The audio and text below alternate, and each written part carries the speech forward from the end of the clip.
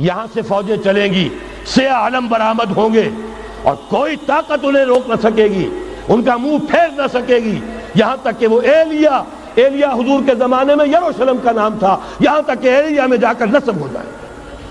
گویا کہ یہ جو ہمارے ہاتھ سے نکلا ہے قبضے سے، پہلے بھی عربوں کے ہاتھوں سے نکلا تھا بیت المقدس، یروشلم، عرب واپس نہیں لے سکے تھے۔ کرد خون صلاح الدین ایوبی اس نے واپس لیا، عربوں میں دم نہیں رہا تھا، عیاشیوں کی وجہ سے کھوکھلے ہو چکے تھے۔ میں تجھ کو بتاتا ہوں تقدیر امم کیا ہے، شمشیر و سنا اول، طاؤس و رباب آخر۔ یہی وجہ ہے کہ تقریباً 20 صدی کے بعد ان کی حکومت ختم۔ آشمارا حق بود گر خون بارت بر زمین، بر زوال ملک مستعصم امیر المومنی۔ یہ ہوا کہ نہیں ہوا؟ جبکہ آئے ہیں تاتاری ہورڈز، اور جنہوں نے کہ آخری خلیفہ بنو عباس اسے محل میں سے نکالا، ایک کھال کے اندر لپیٹ کر اور اپنے گھوڑوں کے سوؤں تلے کچل دیا۔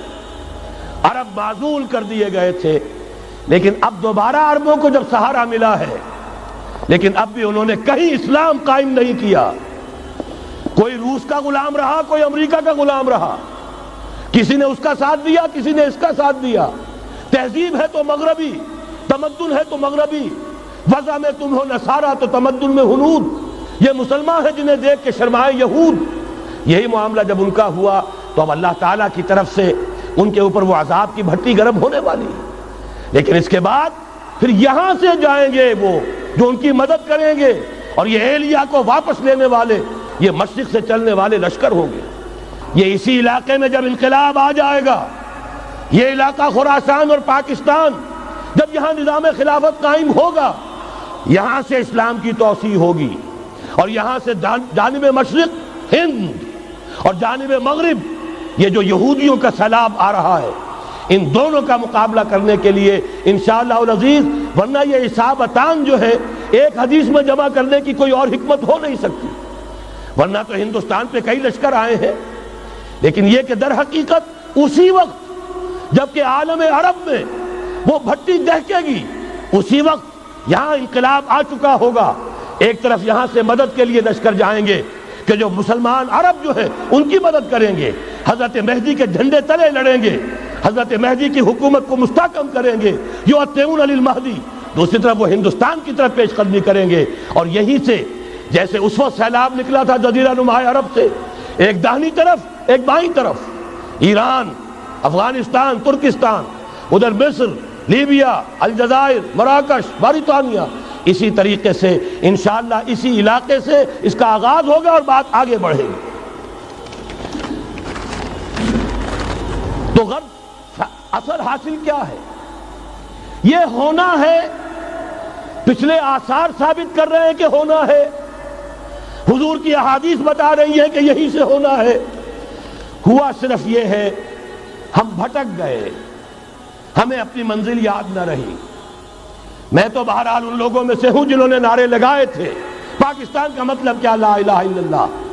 میں سن 46 میں یہاں حبیبیہ ہال میں قائد اعظم نے مسلم اسٹوڈنٹ فیڈریشن کے جس اجلاس کو خطاب کیا تھا، ضلع حصار سے جو 2 ڈیلیگیٹ آئے تھے ان میں سے ایک میں تھا۔ میں نے بہرحال اس تحریک میں بھی حصہ لیا ہے، ایک ننھے کارکن کی حیثیت سے لیا ہے، پھر حالات کو بدلتے اپنے آنکھوں سے دیکھا ہے، ہم کہاں سے کہاں جا پہنچے ہیں۔ ضرورت صرف اس بات کی ہے کہ آج ہمارا حال یہ ہے، ہماری قیادت، ہماری سیاست ان لوگوں کے ہاتھ میں ہے کہ وہ فریب خوردہ شاہی کے پلاح و کرگسوں میں اسے کیا خبر کہ کیا ہے، تب وہ تاب جاویدانہ، ان کی تہذیب مغربی، ان کی ذہنیت مغربی، ان کی وضاقتہ مغربی، ان کا تمدن مغربی، ان کی سوچ مغربی، ان کے سارے اطوار مغربی۔ حضرت عمر رضی اللہ تعالیٰ عنہ قائد خلافت ہے، بیت المقدس کا محاصرہ کیا گیا، فصیل بڑی اونچی، شہر اندر سے سیلف سفیشینٹ، حملے کا راستہ کوئی نہیں، محاصرہ طول کھینچ رہا ہے، لیکن ان کے پاس رسد بھی موجود ہے، پانی بھی موجود ہے، وہ دروازے بند کر کے بیٹھے ہوئے ہیں۔ بالآخر اللہ تعالیٰ کی مشیت کا ظہور کیسے ہوا؟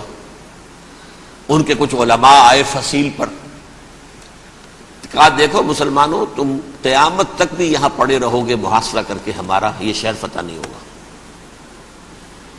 ہاں ایک درویش بادشاہ کے ہاتھوں یہ شہر فتح ہونا ہے، لیکن تمہارے اندر ہمیں وہ نظر نہیں آ رہا۔ ابو عبیدہ بن الجراح رضی اللہ تعالی عنہ امین هذه الامہ، ان کا فوراً ذہن گیا وہ درویش بادشاہ مدینے میں بیٹھا ہوا ہے عمر رضی اللہ تعالی۔ اب ایک اور عمر بھی ہے جو قندھار میں بیٹھا ہے، نقشہ وہی ہے، سادگی کی حد تک نقشہ وہی، بالکل وہی، اپنی آنکھوں سے دیکھا ہے وہی سادگی۔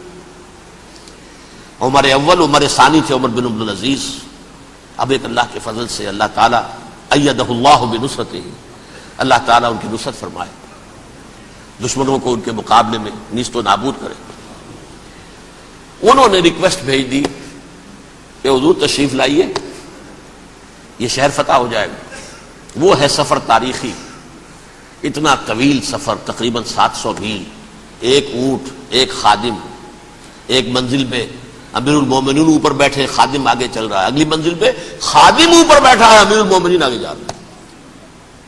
اور جب پہنچے ہیں تو وہ باری تھی خادم کی، اس نے ہاتھ جوڑ دیا، حضور خدا کے لیے تم کیا کہیں گے لوگ، وہ میرا برا حال کر دیں گے، تمہیں شرم نہیں آئی؟ امیر المومنین پیدل آگے چل رہے ہیں نکیل پکڑ کر، اور تم بیٹھے ہو اوپر براجمان ہو۔ حضرت عمر فرمایا الدور دورک، نہیں، باری تمہاری ہے، بیٹھ۔ اس حال میں پہنچے ہیں، اور پھر یہ کہ ابو عبیدہ بن الجراح آئے ہیں، استقبال کیا ہے تو دیکھا ہے اس حال میں چلے آ رہے ہیں، عمر نکیل پکڑے ہوئے چلے آ رہے ہیں، اور کہتے ہیں کہ کہیں کیچڑ ویچڑ تھا، جوتے خراب ہو گئے تھے، وہ بھی اتار کے ہاتھ میں پکڑے ہوئے، کپڑے تو تھے ہی پھٹے ہوئے۔ انہوں نے کہا کہ حضرت ابو عبیدہ نے، دیکھیے یہ بڑا متمدن ملک ہے، بڑا مہذب علاقہ ہے یہ، آپ ذرا حلیہ اپنا درست فرما لیں تب جا کے پیش ہم آپ کو کریں گے۔ آپ نے فرمایا نحن قوم اعزنا اللہ بالاسلام، ہم وہ قوم ہیں جنہیں اللہ نے عزت دی ہے اسلام کے ذریعے سے، کپڑوں کے ذریعے سے نہیں، دولت کے ذریعے سے نہیں۔ اسی حال میں گئے ہیں، اوپر سے انہوں نے کھڑے ہو کر نشانیاں دیکھی ہیں، اپنی کتابیں کھولی، ہاں یہ وہی ہے، اچھا لو جی سرنڈر، شہر تمہارے ہاتھ میں۔ خون کا ایک قطرہ نہیں بہا اور بیت المقدس فتح ہو گیا۔ لیکن اس وقت حضرت عمر نے ایک نرمی یہ کی کہ یہودیوں کے لیے بھی اسے اوپن سٹی قرار دے دیا۔ یہ احسان عظیم حضرت عمر کا، اس سے پہلے یہودی آ ہی نہیں سکتا تھا، داخل ہی نہیں ہو سکتا تھا، وہاں وہ آ کر وزٹ نہیں کر سکتا تھا، زیارت نہیں کر سکتا تھا اپنے مقدس مقامات کی۔ حضرت عمر نے یوں سمجھیے کہ تقریباً 550 برس کے بعد ان کے لیے راستہ کھولا ہے کہ ہاں تم آ سکتے ہو، زیارت کر سکتے ہو۔ لیکن یہ عیسائیوں نے لکھوایا معاہدے کے اندر، انہیں یہاں آپ آباد ہونے کی اجازت نہیں دیں گے، لیکن کم وزٹ دی پلیسز، دیکھیں، زیارتیں کریں اور جائیں۔ یہ معاہدہ حضرت عمر کا ہے رضی اللہ تعالی عنہ، جو پھر خلافت راشدہ کے بعد بنو امیہ نے بھی اس کو آنر کیا، بنو عباس نے کیا، پھر جو ہمارے یہ ترکوں میں اندر خلافت آئی تو ترک خلفاء نے بھی اس معاہدے کی پوری پابندی کی۔ فلسطین میں آ سکتے ہیں یہودی صرف زائرین کی حیثیت سے، وہاں آباد نہیں ہو سکتے۔ اب آئیے اگلا دور آیا حضرت عثمان کا دور خلافت۔ یہ ہے وہ وقت کہ اب یہود نے امت مسلمہ کی پیٹھ میں چھڑا ٹھوکا۔ وہ کیسے؟ ایک یہودی عبداللہ ابن سبا اسلام کا لبادہ اوڑھ کر آ گیا، معاشرے کا جائزہ لے لیا، ان میں بنو ہاشم اور بنو امیہ میں جو پرانی کشاکش تھی اس کے کچھ نہ کچھ جراثیم باقی ہیں، اگر ان کو ذرا بھڑکا دے تو مسلمانوں میں انتشار پیدا ہو جائے۔ کہا یہ عثمان کون ہے؟ یہ تو بنو امیہ میں سے ہے، یہ حق تو بنو ہاشم کا ہے، خلافت ان کے پاس ہونی چاہیے، محمد کے تو رشتہ دار وہ ہے صلی اللہ علیہ وسلم۔ عوام الناس کے اندر بات پھیلنی شروع ہوئی، پھر ایک بڑی سازش کے انداز میں حضرت عثمان کے خلاف پروپیگنڈا، حضرت عثمان کے جو عاملین تھے، گورنر تھے، ان کے خلاف پروپیگنڈا، اور ایسی ہوشیاری کرتے تھے کہ کوفے میں کوفے کے حاکم کے خلاف کچھ نہیں کہنا، اجی مصر میں یہ ہو رہا ہے، اجی شام میں یہ ہو رہا ہے، اجی یہ جو عثمان ہے وہ یہ کر رہا ہے، یہ ظلم ہو رہا ہے، یہ لوٹ مار ہو رہی ہے، یہ خیانتیں ہو رہی ہیں۔ اب نہ تو اس زمانے میں مینز آف کمیونیکیشن، کیسے تصدیق کریں؟ افواہیں تو آپ آج کراچی کے اندر شروع ہو جائے تو پتہ نہیں چل سکتا کسی کو کہ کیا اس میں صداقت ہے کیا جھوٹ ہے. اور بری بات جو ہے فطرت انسانی کی کمزوری ہے وہ فوراً قبول کرتا ہے. کسی کے بارے میں اچھی بات ماننے کو تیار نہیں ہوتا لیکن بری بات تو فوراً تیار. بہرحال یہ فتنہ انہوں نے اٹھایا، حضرت علی کی الوہیت کا فتنہ اٹھایا، حضرت عثمان کے خلاف الفتنۃ الکبریٰ برپا کیا. حضرت عثمان شہید ہوئے. اس کے بعد 5 برس تک مسلمان ایک دوسرے کی گردنیں کاٹتے رہے، باہمی خانہ جنگی ہوئی. امت کو وہ زخم لگایا ہے جو آج تک جس سے خون رس رہا ہے. یہ شیعان عثمان اور شیعان علی تھے جو بعد میں پھر سنی اور شیعہ ہو اور آج تک ہے. فتنہ کس نے جگایا؟ ایک عبداللہ ابن سبا یہودی اور اس کے کارندے، شیطان کا ایجنٹ، اور انسانوں میں سے بھی اس کے جو بھی حواریین تھے اور شیطانوں کے اندر سے بھی تھے، انہوں نے بھی اس آگ کو بھڑکایا. یہ آپ سوچ لیجئے کہ یہ کس نے وہ زخم لگایا؟ یہودی. اگلا دور آیا، خلافت راشدہ ختم ہوئی، بنو امیہ کا بھی دور کافی گزر گیا. طارق ابن زیاد 712 عیسوی میں حملہ کرتے ہیں اسپین پر.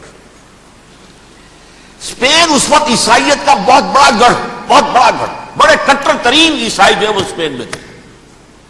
لہذا یہودیوں کی وہاں بہت پٹائی ہوتی تھی. یہ میں بتا چکا ہوں، دشمنی تھی ان کی تو چلی آ رہی تھی عیسائیوں کے ہاتھوں یہودیوں کی. وہ تو سن 300 عیسوی سے ایمپرر کانسٹنٹائن کے بعد سے شروع ہو گئی تھی.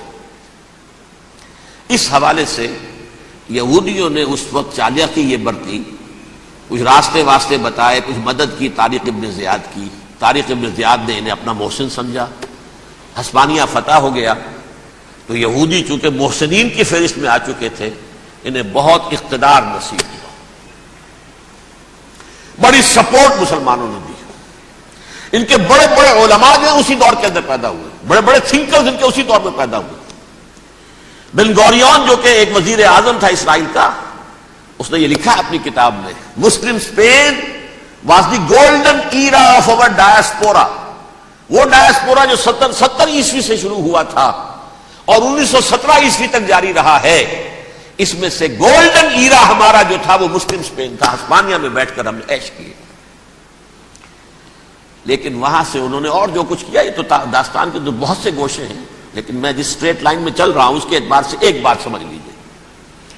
وہاں بیٹھ کر انہوں نے اب عیسائیت کی پیٹھ میں چھرا گھونپا، پروٹیسٹنٹ مذہب پیدا کیا، تقسیم کر دیا. جیسے شیعہ سنی کی تقسیم، عبداللہ ابن سبا، رومن کیتھولک اور پروٹیسٹنٹ کی تقسیم، یہودی علماء. ہوتا کیا تھا؟ ہسپانیہ کی یونیورسٹیاں ہیں، کارڈووا میں ہے، ٹولیڈو میں ہے، گریناڈا میں ہے، غرناطہ، قرطبہ، تولیتلا، اور وہاں آتے تھے لوگ.